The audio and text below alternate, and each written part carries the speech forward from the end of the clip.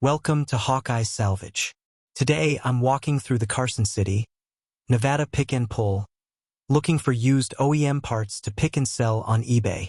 And here's something you don't see in the junkyard every day. A 1984 Mitsubishi Montero. When I find an older vehicle like this, I'm asking myself one question. What parts are worth pulling to resell? I'm looking for original parts that are getting harder to find.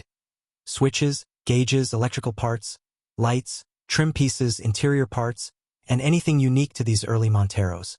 But just because a part is old or rare doesn't mean it will sell. I want parts that have buyers looking for them, are reasonably quick to remove, don't cost too much at the yard, and are small enough that I can ship them without spending a fortune. That's what picking parts for resale is all about. Figuring out what somebody needs before spending the time and money to pull it.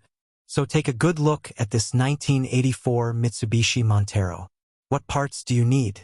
Put your choices in the comments. Thanks for watching Hawkeye Salvage, saving one OEM part at a time.